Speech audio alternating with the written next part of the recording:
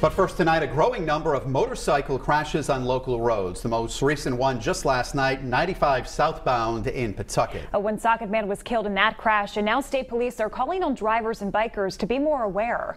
Eyewitness News reporter Kim Kalunian has been tracking this story all day long. She joins us now live from Pawtucket with what police are saying. Kim?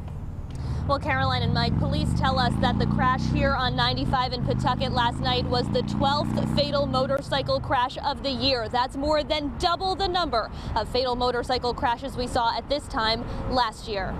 A blue motorcycle on the side of Interstate 95 in Pawtucket Thursday night after police say it collided with a car. Troopers, through their investigation, determined that the motorcycle was operating erratically just prior to the crash and struck another vehicle in the rear. The driver, 29-year-old Carlos Carrasquillo Baez of Woonsocket. The operator of that motorcycle was ejected from the bike and succumbed to his injuries. Witnesses tell police Baez was traveling with other bikers at a high rate of speed, weaving in and out of traffic. Baez was not wearing a helmet at the time. I looked up Rhode Island state law, which does not require the operator of a motorcycle to wear a helmet if they've been riding for more than a year or are over 21. It's something the head of the state's Motorcycle Association agrees with, but state police are in favor of making helmets mandatory for all. Do you think that if he had been wearing a helmet, it might have saved his life? He certainly may have. I requested data from the Office of Highway Safety, which shows there had been just one motorcycle fatality at this time in 2016, 5 in 2017. Last night's crash brings this year's total to 12. Speed seems to always be a factor, erratic operation, distracted driving, and in some cases, operating under the influence.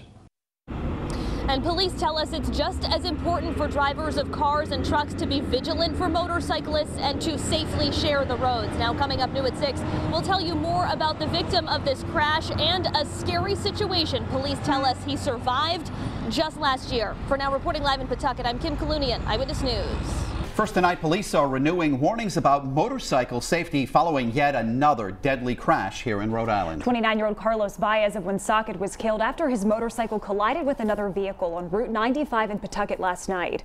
According to the DOT, that's the 12th motorcycle death in Rhode Island this year. And new tonight, we've learned the victim of this latest tragedy had survived a violent crime in Woonsocket just over a year ago. Eyewitness News reporter Kim Kalunian joins us live now with the new details she's uncovered. Kim? Well, Caroline and Mike, police say 29-year-old Carlos Carrasquillo Baez was killed here on 95 in Pawtucket last night. And they tell us it appears that speed was a factor, something they say is all too common in these fatal crashes.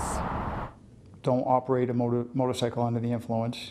Obey the traffic laws, obey the speed limit, and drive with due care. Rhode Island State Police Sergeant Jason Lawton offering advice to bikers after Thursday night's deadly crash on I-95 in Pawtucket. It's the 12th deadly motorcycle crash this year, and police say speed appears to have been a factor.